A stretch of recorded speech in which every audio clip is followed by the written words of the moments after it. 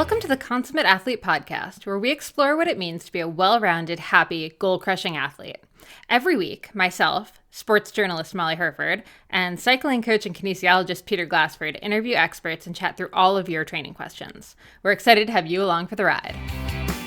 Hello. Welcome back to the Consummate Athlete Podcast bonus Winner's Circle edition this Friday. Okay, I like that. We could do a weekly, Winner's Circle. We're not doing it weekly. We don't have time for that. Okay, Molly tends to, I always have these ideas, but she's the no person, I guess. Somebody's got to be. Okay. So we have Noah Ramsey on this bonus episode. Noah just won the Iceman Cometh, one of the big sort of caps to the mountain bike season. Very big race, thousands of people in Michigan. And after 3 years here, he finally won. So we are chatting to him about that. And Noah's an athlete I've worked with now for about 5 years, sort of end of 2019. And, it's been really cool to see him as sort of a 17, 18-year-old. Now he's just coming into his, he's finished his last year of U23 and is going into the elite ranks. So we speak a little bit about that uncertainty and that jump in the podcast, but we also do a little bit of speaking towards if you were interested in doing Iceman and some of the things he noticed and things that might help your race at Iceman Cometh. And he's had a great season even before this. He's had a couple of top 10 World Cup results and just been, really flying. He had that one crit Canadians that we'll have to include the link to the Canadian cycling article. The biggest crit in Windsor, Ontario. Where he went off the front and led for the whole race and actually won, which is a tactic that almost never works. Right. Produced big power. So Canadian Cycling Magazine was amping up how impressive his power was for the 90 minutes or whatever. And then, so that's been really exciting to see. And then again, it comes on the, 5 years of working away and really being pretty disciplined.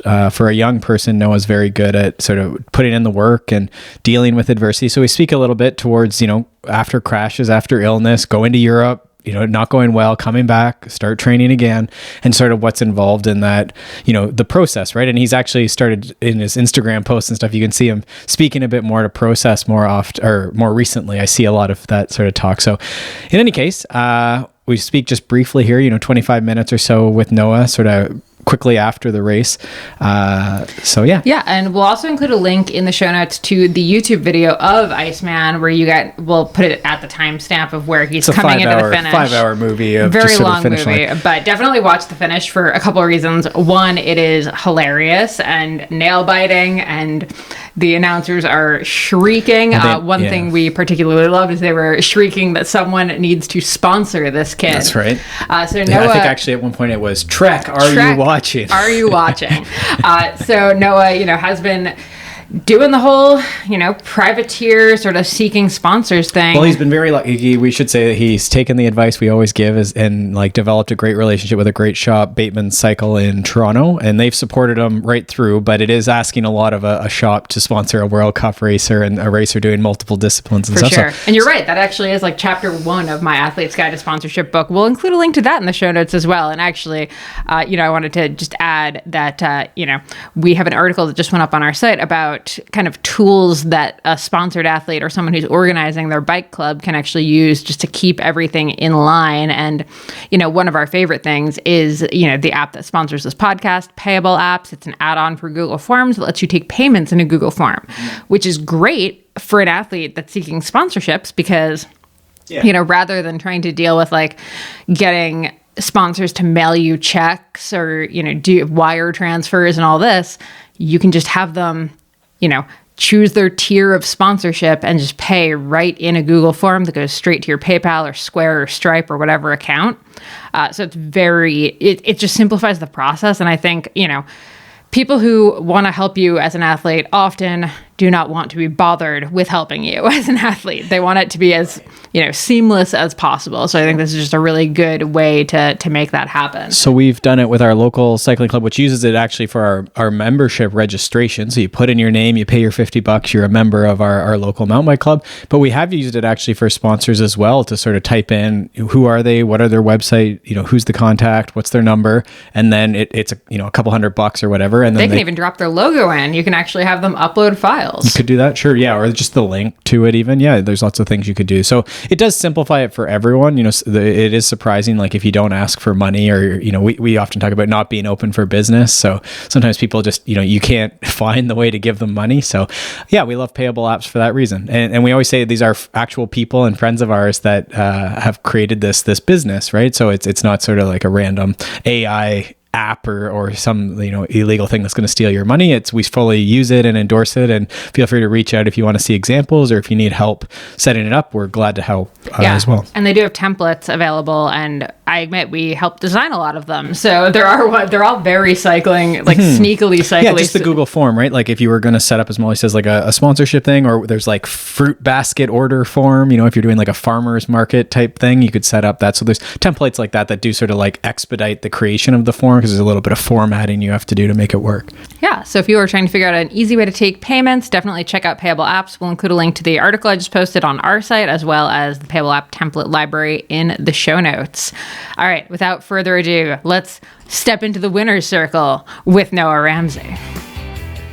All right, well, let's get right into this. We have Noah Ramsey joining the Consummate Athlete podcast, and he is fresh off of winning the Iceman Cometh. Noah, thanks for being here, and congratulations. Thank you for having me. Yeah, cool. Well, there's lots of places we could start, but I thought if we got right into the big news piece of late, that you won the race and you were standing on top of a large podium with a big block of ice. Like, what was that like after all these years now of trying to win big races? What was that like to be standing on the top holding that very big ice trophy? It's pretty unreal. Like there's so many fans just cheering for you. And I guess this year was the first year that I figured out how to win races, like what I had to do mentally and things like that. So it's nice to have it. It's really nice to have it come together when you've like worked for it for so long. Mm-hmm. I can only imagine. Yeah, no, tell us, what is this? I didn't realize this ice trophy. What's the deal with that? So I guess they only have it for the 2 pro categories. And so they have 2 ice block or ice trophies, ice blocks shaved into a trophy. And in it is basically a cup. So it's also a beer ceremony, and you're supposed to drink from this 60-pound ice trophy, which is kind of ridiculous. Some people need help. Yeah. I think I managed just by leaning it. But the idea is just that maybe you go party with it after, and it's pretty unique because you don't actually get to take this trophy home because it'll melt. It disappears. And okay. I guess if you want to keep seeing it, you gotta win it again next year. Fair enough. I wonder, does anyone use like a straw or something? Like, it strikes me that you could just use a straw or some sort of funnel. In theory, you could, but they just shave a nice like luge spot to make it easy.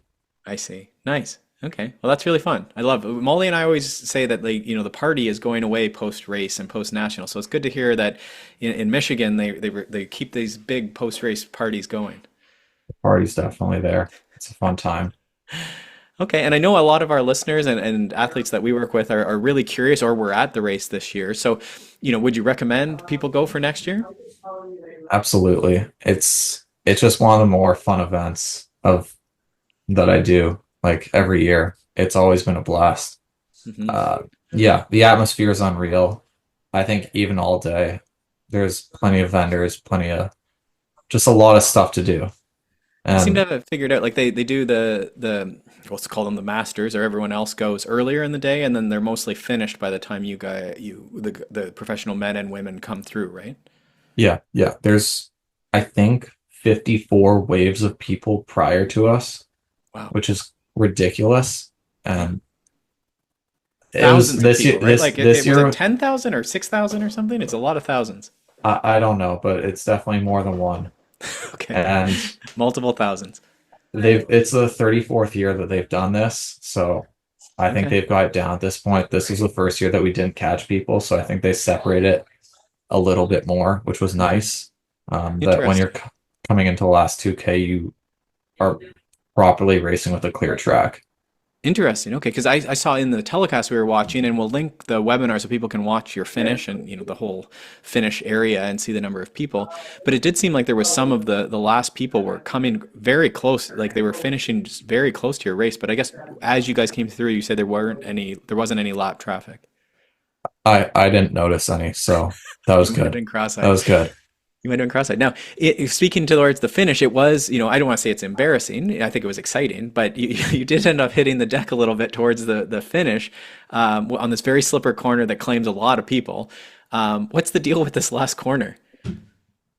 This one was actually different than last year. They always change the finish up a little bit, and I was telling myself going into that like final section, don't. My buddy Tyler Orschel, that you also know, crashed the year prior and lost the win. I was like, just get it to the line, like let's go. And So funny tough. enough, 2 seconds later, I just find myself on the ground. Yeah. Um, So many times I've yeah, had that, and you see it where like, then this is like the mental game, but then it's like technical as well. It's so tough. Yeah, but you um, saved it. Like you almost skidded and then high-sided back up. Like you almost hit the deck and bounced like, gracefully back up. It was pretty quick. I was impressed with how quickly you recovered. yeah. I felt both my wheels slide. It's the surfaces were changing. So you went from dirt onto pavement, which you were turning on onto back onto more dirt. So a lot of sand and just Yeah. loose stuff got dragged onto it. So the leaders carrying so much speed, I lost it quick, Mhm. and I knew I was going down, so I was ready to get back up. Yeah. Now, luckily you had a big gap, so it didn't really matter that much, but yeah. That also helps, yes. Yeah, and it's cool. I like to remind folks who maybe haven't seen the front of a race or been at the front that a lot of times, when you win, it's not like this perfect, graceful thing, like you're unclipping and hitting trees and, you're probably telling yourself horrible things and, the self-talk and whatever, even as you're winning. Um, did you, like during the race, did you find, like, is that part of when you're saying like you've learned what it takes to win? Like, would you say some of that self-talk and motivation and belief in yourself, it was part of that, like learning to win? Yeah, I think so. Um, I think I learned to embrace the pain a bit more, and that the race isn't over till it's over. Hmm. Um, and Was re there a moment mo during the race where you thought you were out of it, like you were like dangling?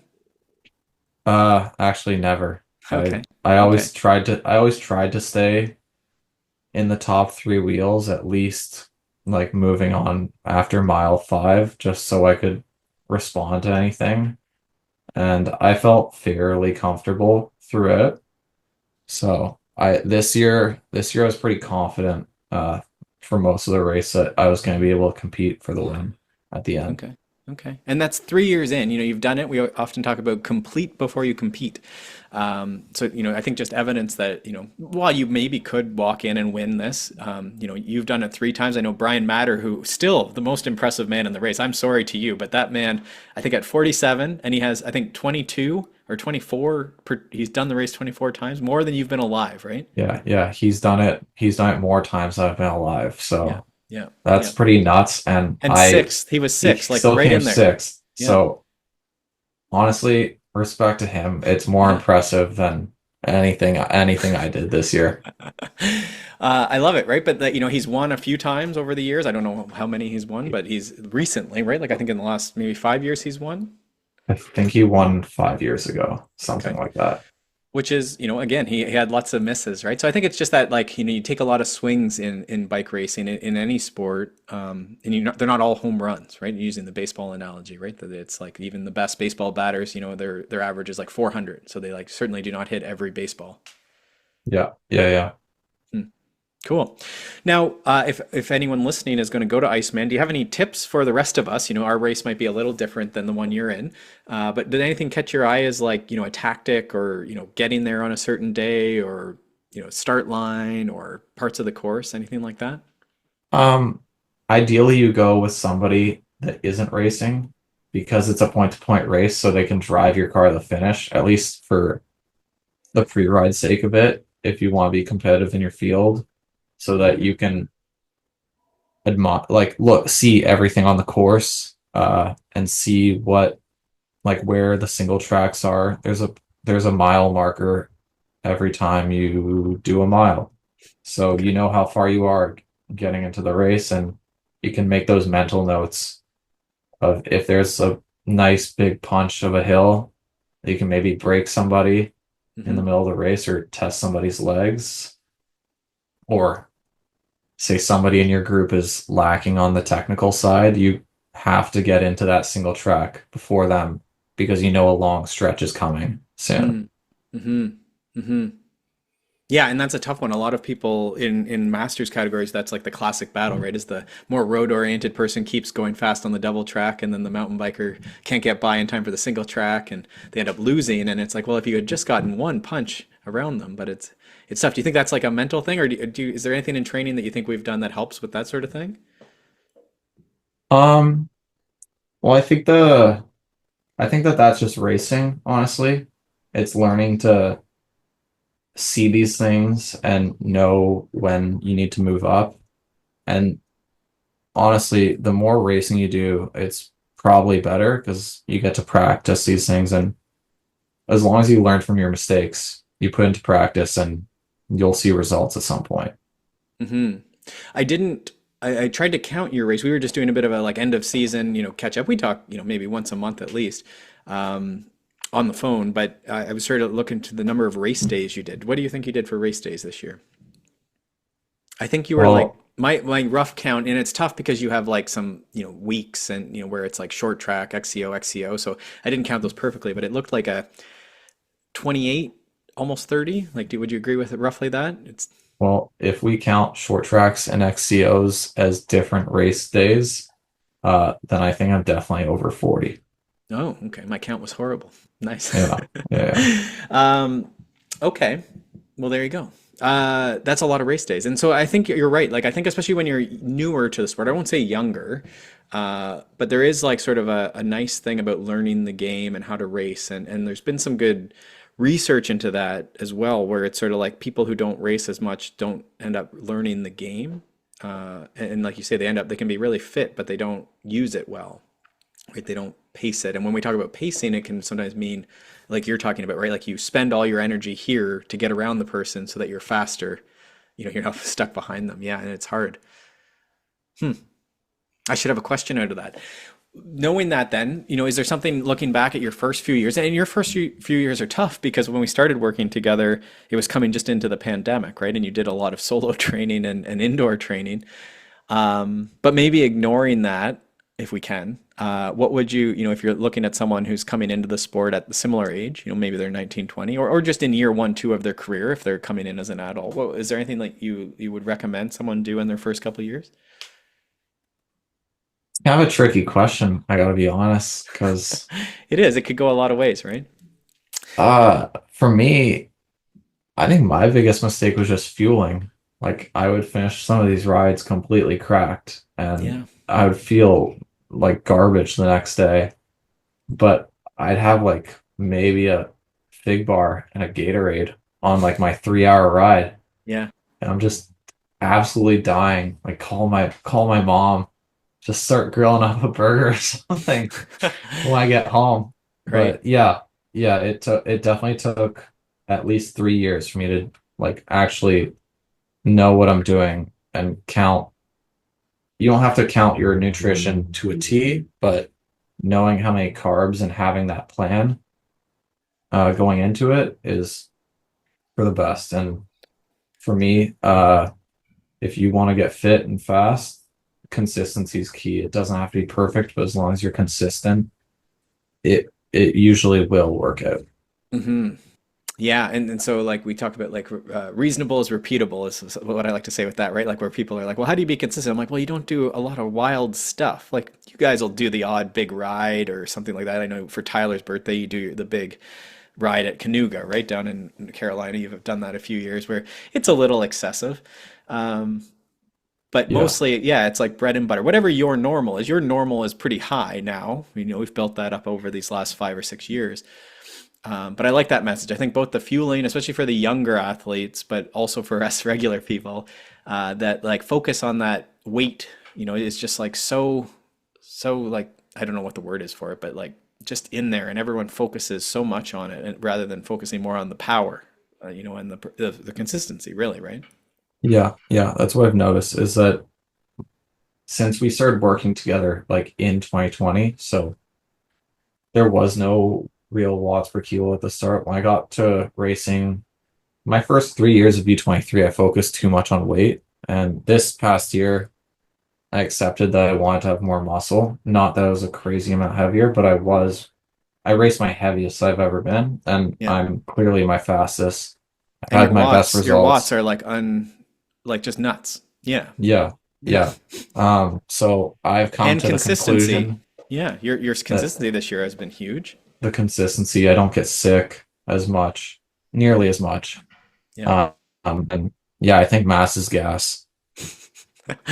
Fair enough. Fair enough. It always comes with that, like if you want to do more work, or watts, right? Then there's the fuel's got to be there. And I think that You, makes a lot of sense. Like it can get more complicated. And I always say, we can always work with a registered dietitian and get complicated with it, but I don't think it has to be that complicated for most people. But it's tough no, because, the Zwift, people have their kids going on Zwift now and, they have to enter the kids' weight. And I'm always like, this seems really problematic, right? It's a tough world. And I don't know what the solution is. We've talked about this a few times where it's like, I don't know, like maybe kids don't do Zwift. I don't know what the solution is, right? But it's tough, right? And so it does take some effort to close that off, right? I know all the other racers are probably always talking about how light people are, right? So there's always that talk to deal with.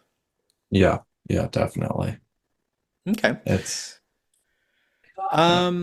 I thought, is there anything you talked about the mental learning how to win, but and then we talked about sort of like the hit rate where like you don't you don't end up on the top of the podium every time. Is there anything that you found helps? You're pretty good at bouncing back, and you have a crash or you get sick or you go all the way to Europe and you fall over and you come back. How do you find you talk yourself back into getting on the bike and training again? Like where does that motivation come from? that's kind of tough. I think it depends on the person. I think growing up playing hockey, I just like naturally was a really competitive person, and I'm not gonna let somebody beat up on me. I'm not gonna let some outside source like I just did bad at a race. If I have a string of bad races, yeah, it sucks, and I might feel sad for a couple of days, but in the end, I wanna be the best version of myself. I wanna be better than everybody I compete against, which I don't know if it's the best mentality, but it's my mentality. And Hmm. there's always a fire lit in me Okay. uh, to go out there and chase my goals. Okay. Yeah, I think you're pretty good at that. You have sort of like the next goals and races are there, so there's something to move on to. And I think you've been pretty good at learning too. Like, technical stuff was tougher, right? You have a big engine and but then you've worked away at it, right? You didn't get it into your head about it either. And I'm sure that was tough at times, but you've kept at it and kept practicing and gotten help where you needed. Um, cool. Only a couple here left for you. I guess the one question, a few people will be wondering, and I think I'll ask this only so that if someone out there, wants to support racers, maybe they could look you up and contact. We could put them in touch with you. But how goes the team search and stuff for next year? I know you're sort of coming into this elite year, which is always a tough transition from U23 to elite. Where are you at? I know you're trying out. Yeah, as you said, going into first year of proper elite, it is tricky. It is tricky. I put a crazy amount of pressure on myself to perform in the XCO events Mhm. at the World Cups this year. But I didn't actually realize that till probably, I don't know, the last three of the season, which is kind of unfortunate. And You didn't realize that you were I, putting so much pressure, or that like I it was was putting so much important. pressure. I didn't know because I kept doing so badly at them. I would when I got into short tracks, I don't want to say I did amazing, but I did very well. I would start at the back and always finish at least in the top three rows. I think I only had one short track this year that I didn't get a call up for afterwards. Hmm. Um, and those final 3 XCOs, 2 of them I did not feel good whatsoever. The body hurt, but I still was in the 30s, which last year and the year before, like every year prior to that, that would have been my best day. So it's kind of nice to see that the improvements there, that even on a bad day, it's way better than I have been in the past. And on a good day, like Lake Placid, I'm right up there. I'm competing. I came 11th, and I can compete for that top 10 spot. But all my other UCI results were I would say phenomenal. I just didn't focus enough on the mental aspect, which I think a lot of people also pass over, don't take. Okay, maybe to finish up, a couple quick, more rapid fire questions. So, if you could only do one intensity workout every week for the rest of your life, what would you pick? What's the most effective thing in Noah Ramsey's opinion? Like this is too big for me. Yeah. It's nice. Very. I think you have a workout for me that I did in I know I did it a lot at the start of 2022 to lead up to Cross Worlds. It was like a high intensity sort of workout. We did twice 9.5 minutes at threshold steady, and then twice in the middle, or just once 9.5 minutes of it was like 30 15s or something like that. Yeah, and you alternate them. Yeah, and you alternate them. So it's kind of like a long threshold workout, but you also get the surging part of racing, which is like the both world. Sure. In my opinion. Yeah, that's a good one. And if you had to do it for the rest of your life, it is a good mix of stuff. And then I like that because it's like almost, I think a lot of times we're like, this is the type of interval we're doing, and you can settle into 4x10 steady or 4x4 steady or whatever it is, or 30/30s for this entire workout. But then that one's a good one. It like makes you, you got to keep guessing at what's coming. Yeah. Like your legs don't get comfortable with one type of tension. You have to adapt. Okay.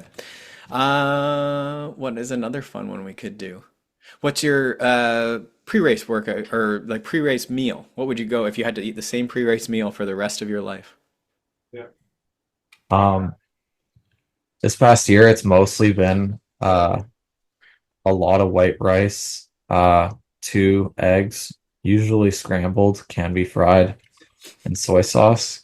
Okay. But like I said, since I've had at least 40 race days by Iceman, I felt quite honestly sick having it. Just I once I hit the off season, I pretty much stopped having at least those 2 combined. So I can just like an off season, I can have that reset. Yeah. And my stomach and my brain can be ready to just pack on as much fuel as possible before a race. Fair enough. Yeah, and sometimes that's I think great piece of advice even, right? Like that pre-race workout, sometimes people get a little fancy and they want it to taste amazing, and sometimes it's like no, it's like a bunch of carbs, some salt, and a bit of protein. It's bland, it'll digest, you're not going to have issues. Yeah, I think it's just about keeping it simple on your stomach. It tastes good enough in my opinion. Maybe you can toss a little bit of green onion in there if you want to get fancy with it, but just as no stomach issues and lots of carbs is the best way to go. Yeah. Cool. Finishing up here, how can people follow you? You're on Instagram mostly as your like chosen network, I think. And what are you? Is it N Ramsey? N Ramsey. NRAMSAY. And yeah, that's primarily what I use, or you can look me up on Strava with my name as well. Cool. That's a good one too. People will love to. I know a few athletes I coach follow you. Some like it for the route ideas, and then some are just amazed by the rides that you do. So that could be fun for people too as well. Awesome. Well, Noah, thank you for joining and sharing about Iceman and just sort of your season, and good luck with planning the 2025 birth into elite. Thanks so much for tuning in to the Consummate Athlete podcast. If you want to hear more training, racing, and endurance sport advice, make sure you subscribe to the podcast and leave us a rating and review. You can also subscribe to our newsletter at consummateathlete.com for a weekly dose of inspiration and advice straight to your inbox.